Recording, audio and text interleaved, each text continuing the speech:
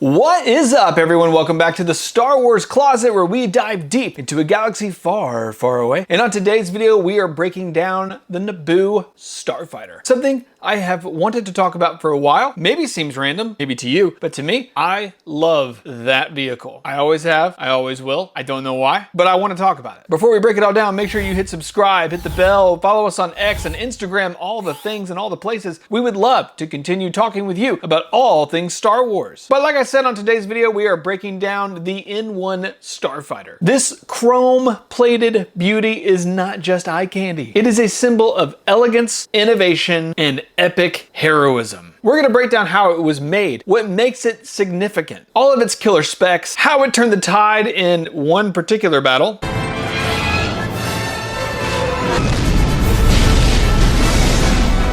and some mind-blowing lore. But first, you're gonna have to buckle up, grab a lightsaber, some blue milk, and join me as we talk about the N-1 Starfighter.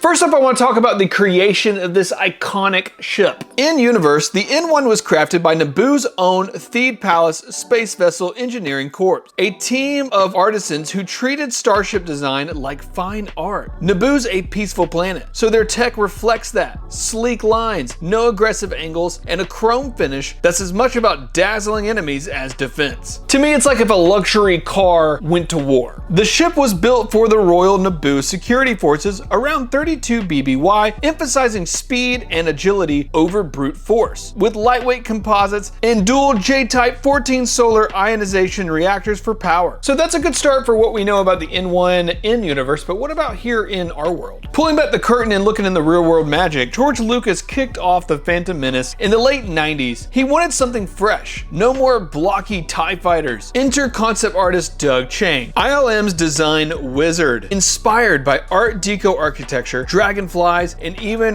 World War II planes. Chiang sketched the N-1's flowing curves in radiant chrome to evoke Naboo's watery, opulent world. Physical models were hand-built at ILM, a hero model for close-ups, scaled versions for motion control, and even practical effects for the hangar launch scene. And then a fun fact is that the droid socket was added to nod to classic Star Wars Astromechs. It took months of iteration, but the result? A ship that screamed Naboo royalty and stole the show in 1999. Elegance, the chrome finish at the front of the ship, the astromech slot, all of it makes it such an awesome ship. Even the yellow, all of it makes it look cool. It stands out really well. It's so unique. And it's something that we weren't used to. And I remember when Phantom Menace came out, I remember seeing it thinking, whoa, this is crazy. I love this thing. And I always have ever since. But then here's the question, what makes it so significant? Why does the N-1 matter? In a galaxy of rugged X-Wings and hulking Star Destroyers, this fighter stands out as a cultural icon. It embodies Naboo's philosophy, beauty as a weapon. The chrome plating isn't just pretty, it's a psychological tactic meant to blind and intimidate foes with its reflective glare.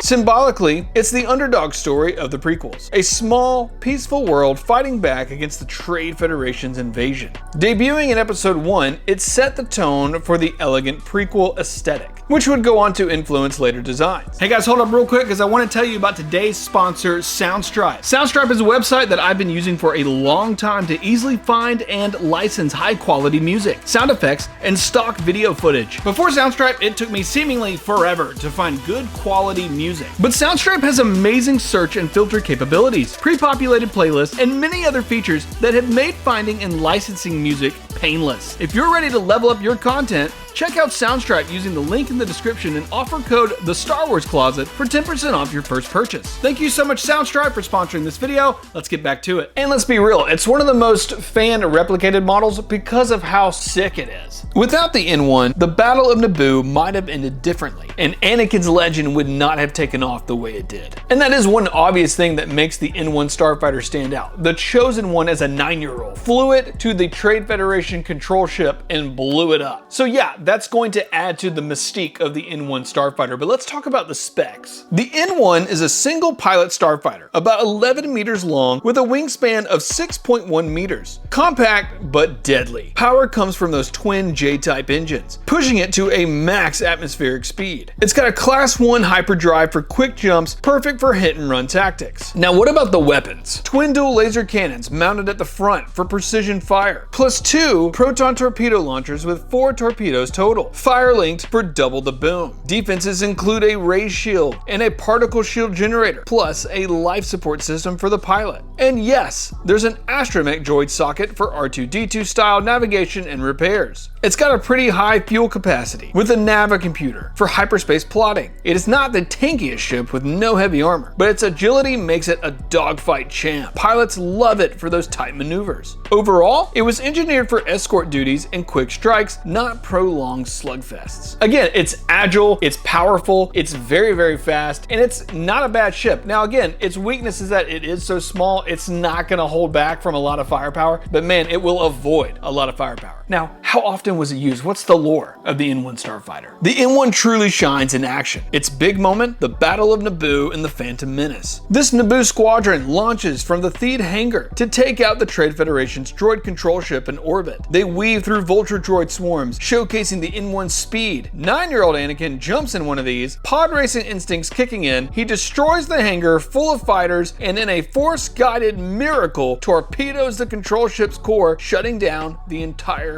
droid army. Now this is pod racing. Woo!